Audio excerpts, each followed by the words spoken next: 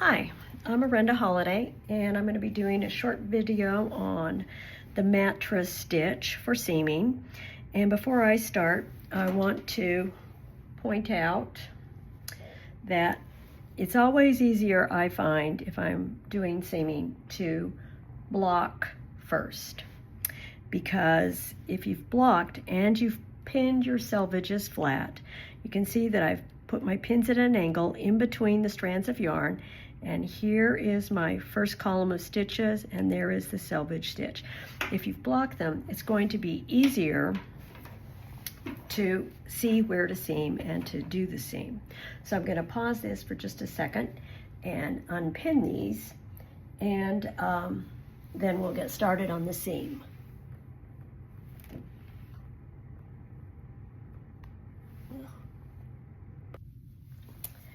Okay, I'm back, and I've got my two little swatches here. Now, when you are seaming rectangular pieces like this, it's important to seam like edge to like edge. So I'm going to position my swatches with the bind off edge at the top. Now, if you're seaming a sweater or something, the shape of the garment should give you an indication of where you start your seam.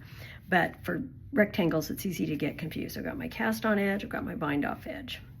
Now again, notice that I've blocked this flat so that I have my column of stitches on either side, and I have this lumpy looking selvage. The selvage, think of it as a seam allowance. And I'm going to seam these two pieces together. Well, how do we start the seam? There are a couple of ways to start a seam, and one method is the figure eight. And I'm going to use a different one. There are lots of videos on the figure eight start, and I'll check the TKGA website or YouTube channel, and if there's not one, I'll do one. But I prefer to use a different technique, and that's just to start it, and to start it in the cast on edge. Now I've got my cast on edge here, and if you look, the cast on edge consists of two little strands. Here's my first row right up there. And the cast on edge is the bottom strand and this edge coming into the first row that's part of the cast on edge. Now, when I use this method, it is to guarantee that it's going to line up from side to side. When you're using the figure eight, it's very difficult sometimes to see where to start, and you get off a row when you begin, and that's why I prefer this one, but it's completely up to you. So I'm going to go in on the cast on edge on one side of the piece, and I'm using these like little horizontal bars between the selvage stitch and the first column of stitches in. And I'm going to leave a bit of a tail. I'm going to go over on the other side, and if you notice, I've got one strand there, and I'm going to go in from bottom to top and try not to do what I just did. Okay, got my yarn tail there.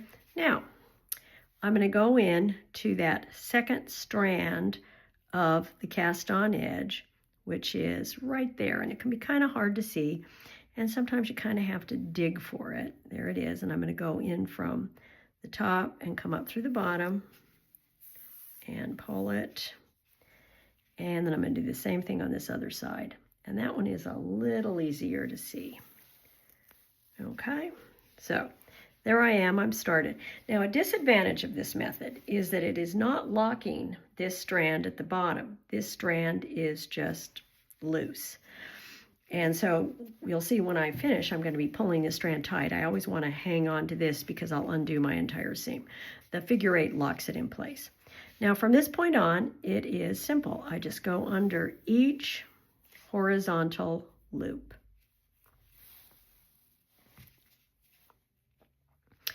And some sources will say you can go under two.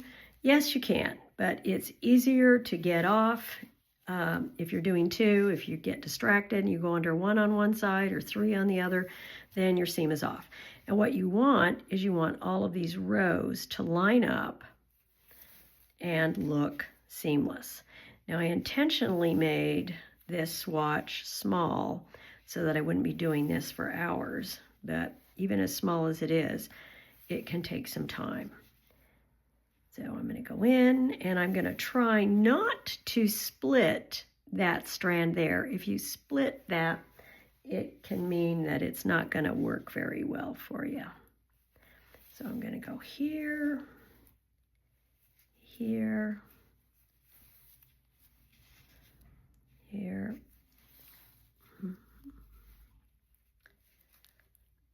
and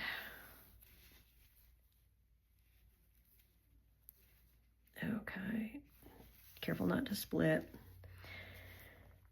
The one thing I really, really like about the start that I used here is that it lines up. If you do it correctly and you get under both strands of the cast on edge, it lines up perfectly at the bottom. And sometimes the figure eight just doesn't.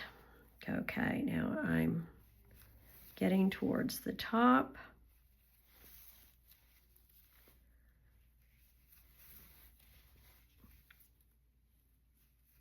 You can see this is much easier to see this. If you have a swatch where that selvage stitch is curled under, it is harder to see. All right, now I'm near the top. That is my last row right there. But to even it up and to make it really nice and neat on the top, what I'm going to do is I'm going to find my bind off. And there's a little strand immediately below the bind off. And I'm going to go underneath it on both sides. And what that does is it will even up the top. Now when I'm all done, this is the magic part, I pull it tight and you can see that it lines up perfectly at the bottom and at the top. I will of course weave those tails in, but that's how it's going to look when it's all done.